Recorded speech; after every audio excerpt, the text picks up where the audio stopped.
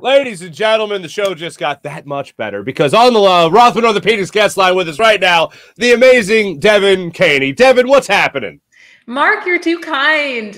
You know, not much is happening aside from the Phillies stinking right now. So, yeah. I know one thing. Well, at least it happened. It was your birthday. Happy birthday! Gosh, thank you so much. Happy birthday! What? Actually, so here's the funny thing. My birthday is, I believe this will air Wednesday. My birthday is Wednesday.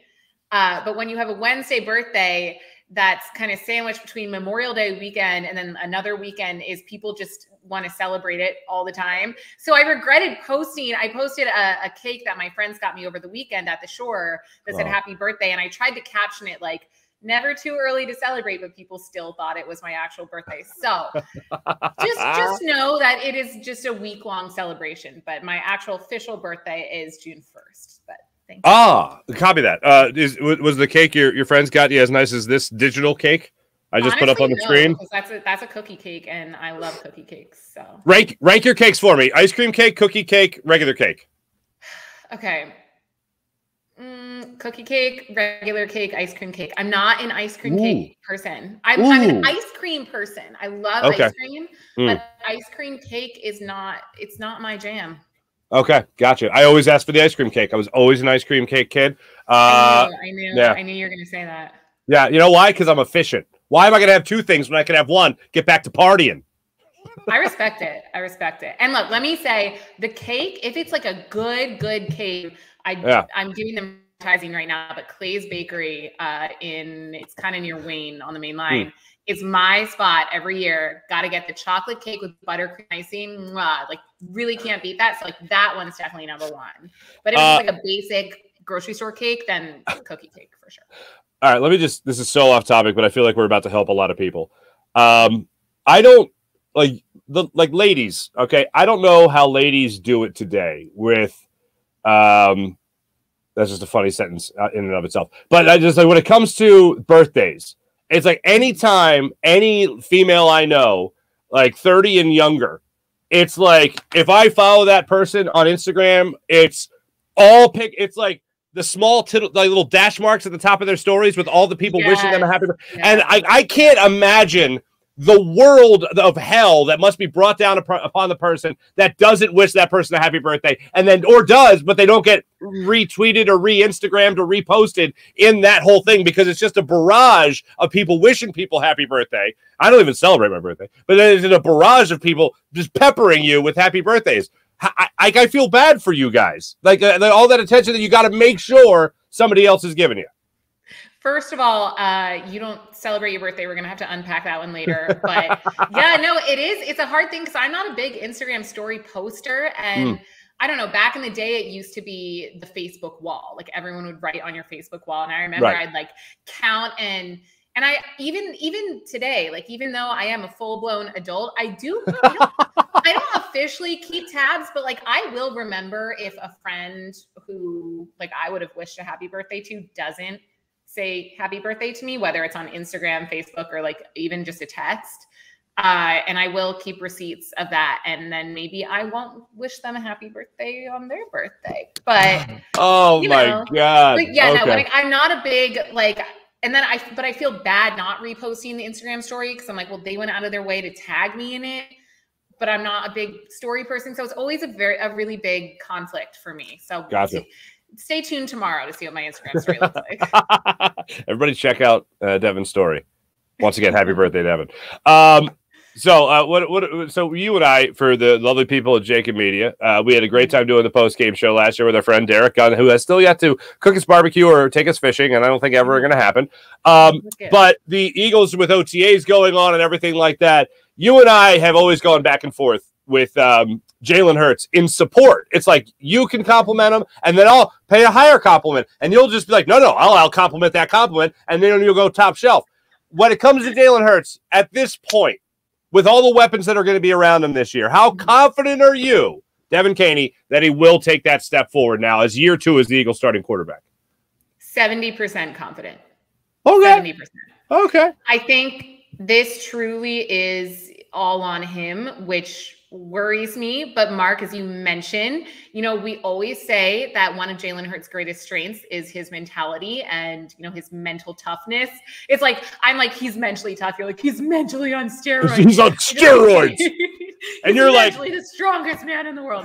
But you're like, he is spraying his brain with deer antler spray. That is how on steroids this guy is. Yes, of course. I'm sorry. Go ahead.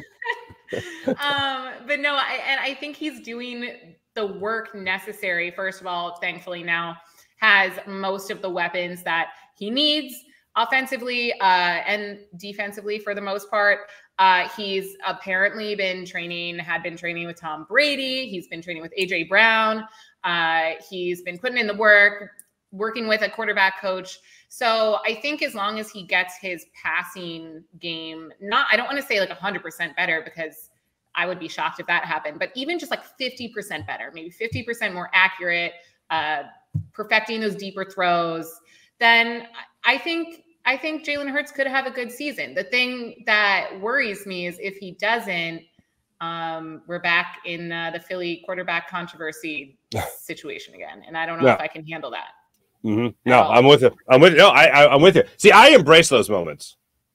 Like, I love those moments. Like, even when the game with Gardner Minshew, the Minshew game, I'm like, yes, this is quarterback controversy. This is great. Anytime the backup plays and looks like a phenomenal player, and you see the offense look a little bit different, because it did in that particular game, you got a little, at least dip your foot in the water, your toes in the water of a quarterback controversy.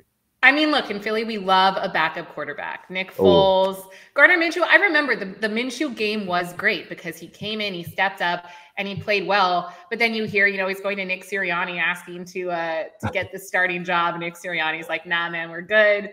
I just think, Philly loves any sort of controversy when it comes to stuff like that. But I'm just over it at this point. I'm exhausted because it's been we went from Carson Wentz to Nick Foles, and that was a thing. And then it was Carson Wentz and Jalen Hurts, and that was a thing. And then Carson left and Doug Peterson left. And it's like, can we just vibe as a team and not worry about who the freaking quarterback is, whether it's a backup or whatever? I think if Jalen Hurts can come out and prove that he is the guy, I will feel relief, I think.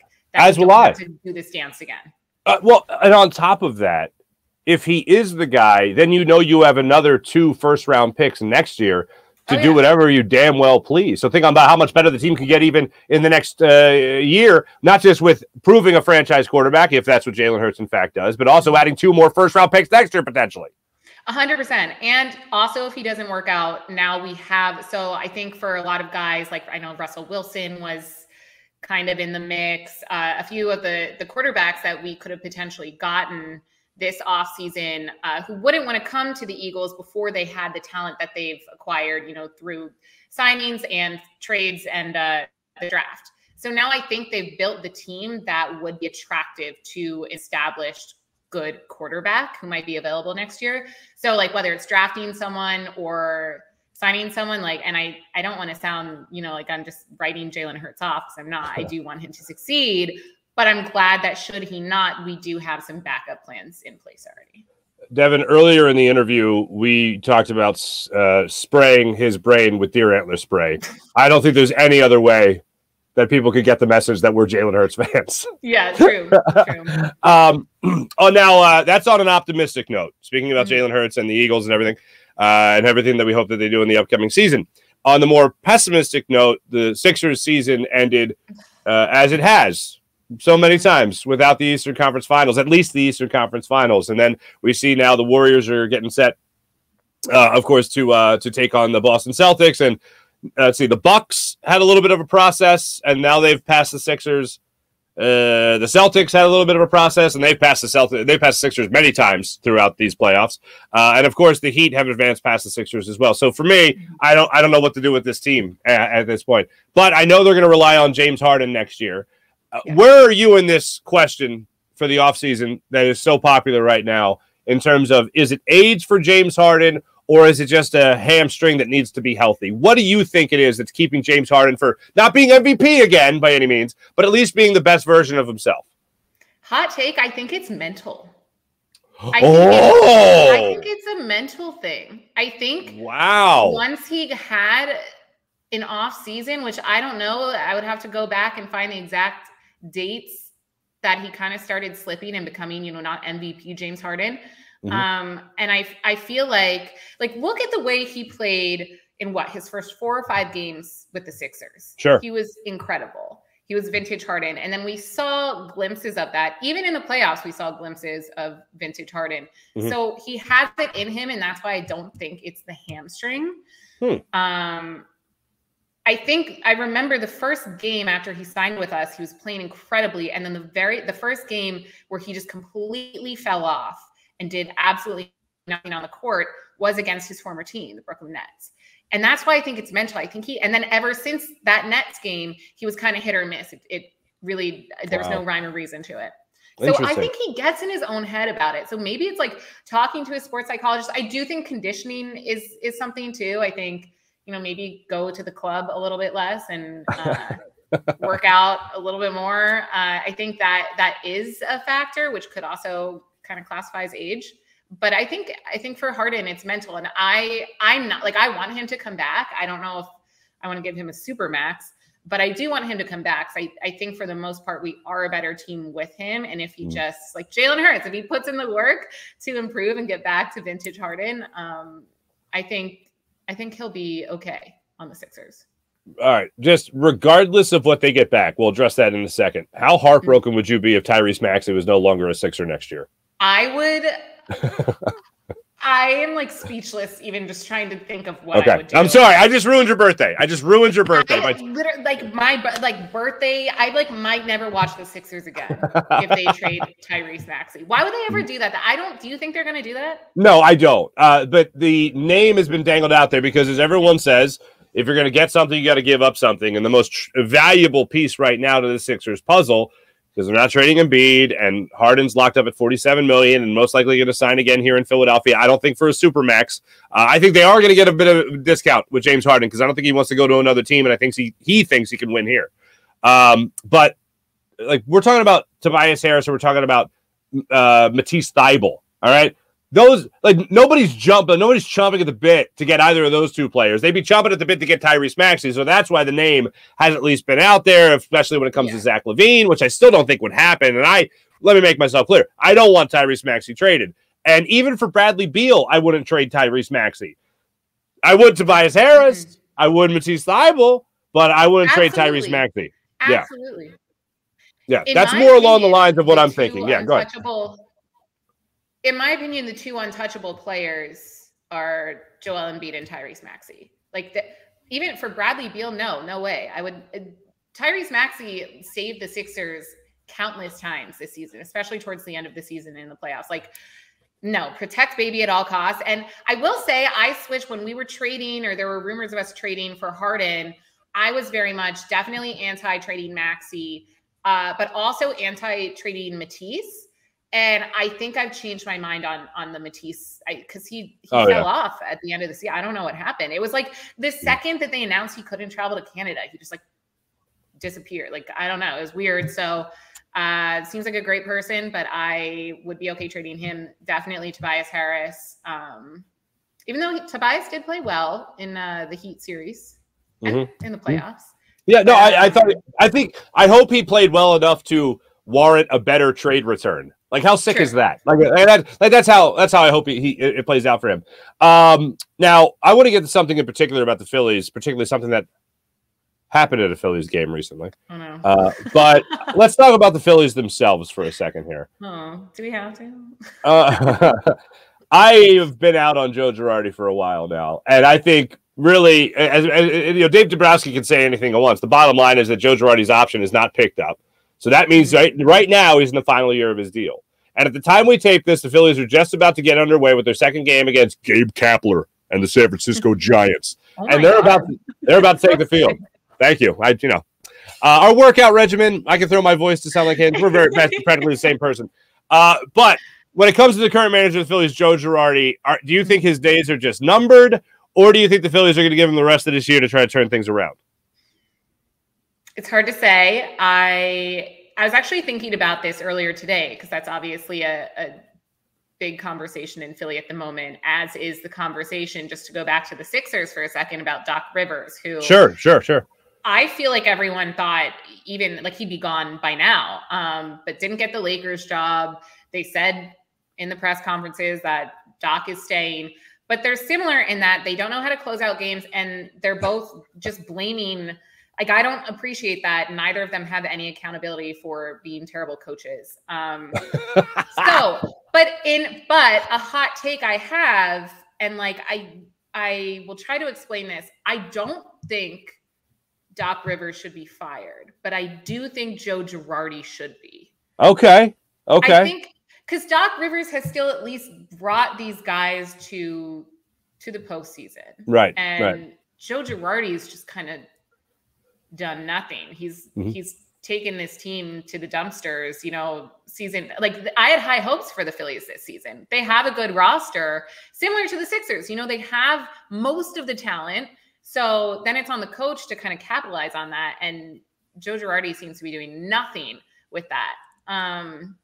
So yes, I think he should be fired. I don't know if he will be. I would be surprised if he was during the season. See, it's interesting to me because I agree with what you're saying there. For me, it goes more along the lines of money. Like, Doc Rivers still has years left on his contract, and a guy like Joe Girardi is like, hey, are you guys going to pick up that thing where I get a lot more money or not? Where I get a lot more pull in this clubhouse or not? Because that's where I think he's at right now, unfortunately for Joe Girardi. But I think that's what speaks volumes. I think the actions are always what speaks volumes louder than words. And I think right now the Phillies not picking up that just yet, at least, and letting him hang out there on a vine as of right now, a lame duck manager. I think that is what is most threatening to him. Now, I have to ask you this, Devin, because you're just a person with so many damn talents. Have you been shamed for your inability to chug beer? Is that a thing? Is that a thing? Yes, okay. Yes. All right. Yes. So I'm assuming you're referencing the most recent video of me at a Phillies game. Devin, in a million years, I wouldn't. Time now for a Chick-fil-A nugget. May 20th, 2004, Brett Myers becomes the first pitcher to throw a shutout at Citizens Bank Park, flanking the Los Angeles Dodgers. For the people on the podcast, I just showed a video of Devin chugging a beer faster than her friend. I won't say her name. Faster than her friend. Now, previously, you guys were caught on camera as well, and your chugging did not go so well. This time around, the most recent time, I would say it went a lot better. It did. Okay, so full background. The first time was last summer, and it's the guys at NBC Philly. They like to just embarrass me whenever I'm at a Phillies game. They're like, "Oh, you're here. We're gonna come get you on camera." And in my head, I'm like, "Oh my god, I'm totally gonna chug a beer."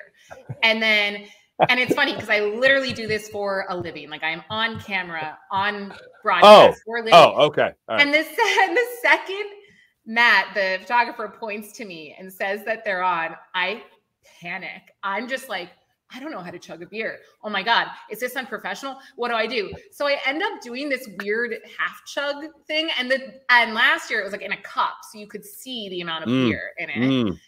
So I think I like took a few big gulps and then like put it down and just decided to throw up a thumbs up. Like, just was like, okay, nice. That's the best I got, guys. We're done here. Yeah. I got absolutely destroyed for that.